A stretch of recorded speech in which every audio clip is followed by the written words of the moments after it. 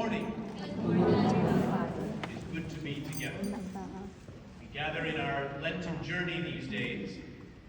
We are, as we heard from Fernando in our first reading, with Moses in the desert. We are with Jesus in the 40 days in the desert. This time of prayer, fasting, and almsgiving, as we prepare to journey through the pain and death of the cross and into the glory of the resurrection in Easter. We have these beautiful readings that the church has given us today. These beautiful examples of the caution of certainty. To be careful if we think we understand everything. In our gospel today, we have this beautiful parable at the end of the gospel that Carlo read for us. This beautiful image of God as a gardener. And we can look at all of the things of the world and we can see this thing is not producing. We're not seeing any fruit here. Let's just get rid of it. It's not worth it. It's not doing anything for me. So I'm just going to get rid of it. And God is saying, be careful. Take your time. Nourish those places of dryness. Pay attention to those areas where we are struggling. Give extra attention to those places where we see no light. Give it nourishment, comfort, and care. And allow it to flourish. Allow it to blossom. This is that beautiful example of God always giving us a greater chance. That image of God on the journey. We always are continuing with Jesus. And when we stumble, or when we are exhausted or overwhelmed, it is Jesus who picks us up, who allows us to wake up tomorrow and to continue on for a new day. I love the image of the pilgrimage, the idea that we are on a walk with Jesus. Before Mass these days, we are doing the way of the cross. We are walking with Jesus along the Via Dolorosa, the way of the cross. And we are doing that very real work of walking. I talk about this a lot, but when we look at a little child, a baby who's just learning how to walk, they are not sure that they're going to be able to walk. Sometimes they fall, right? When they're first taking their first steps, it's a brave move to continue to walk on the journey. And in order to do that, we have to be in places of insecurity. We have to lean forward, and I'm never sure if I will land the next foot. I'm not sure. To walk forward is a brave move. I move into what is unknown. I do not know, and yet I continue. I continue along the journey.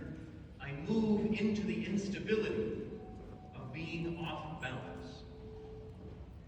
And this is that beautiful reading that we have, Fernando read for us in the gospel, in the first reading today. Here we have Moses.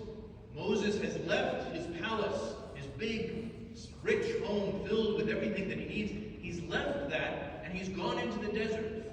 He's running away from that past. And he finds himself in the desert and everything is stripped away.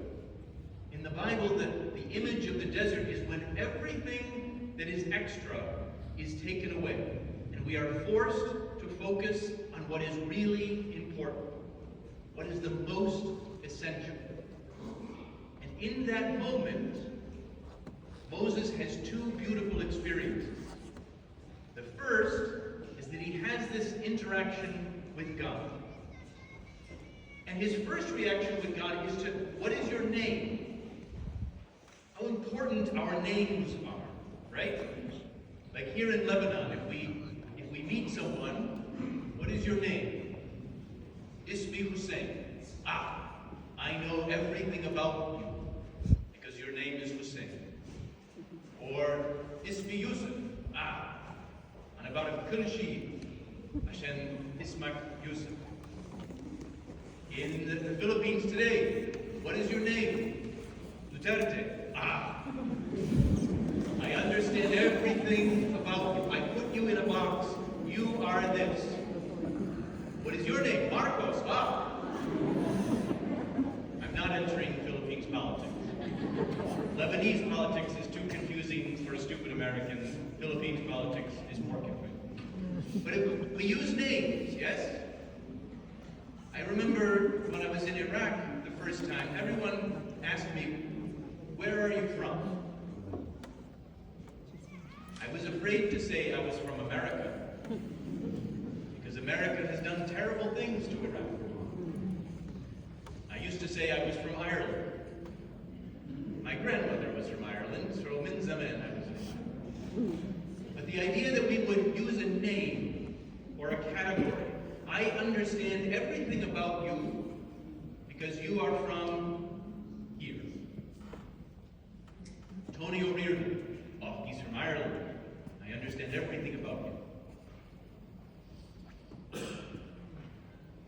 Moses wants to know who this God is, to put God in a box, to limit God and say, I understand this. And God says, forget that. The God we are talking about here is the God we meet in the desert when everything that we are certain of is taken away. We are forced into the creative instability of seeing God face to face. God is not this thing. God is everything that is being and beyond that. In our Christian language, we talk about it as the magis, the ever greater.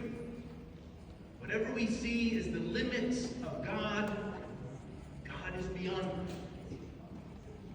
And the invitation with our sisters and brothers is to see what we think is the small identity of this person is not the full picture.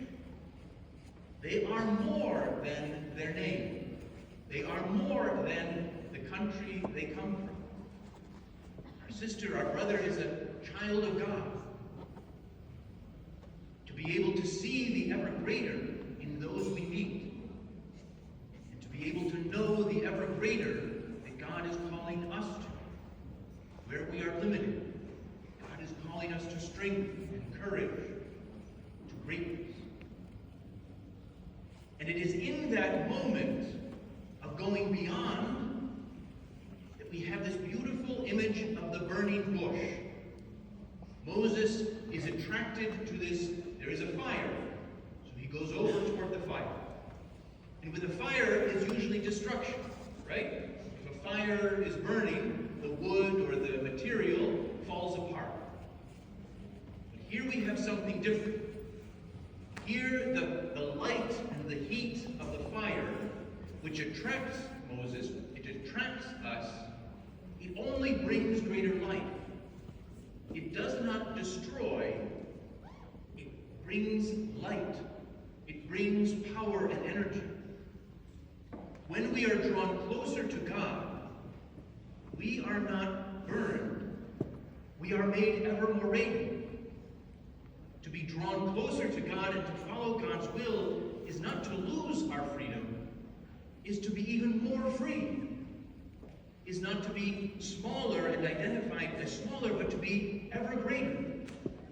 To allow the greatness that is God to invite us into an ever deeper relationship with our sister, our brother, our companion. Because in that we will indeed meet the full reality of God. So as we continue our journey this Lenten time, we are invited to take off our shoes and to invite the full breadth of reality for our bodies to touch the reality that is around us. To not walk around guarded, afraid, but to be invited into the relationship with God ever greater. To allow ourselves to be in that creative instability of the evermore. St. Paul reminds us, whenever we think we are firm and secure, in these Lenten days we are invited into the desert so that we might be able to take advantage ensure that we do not fall.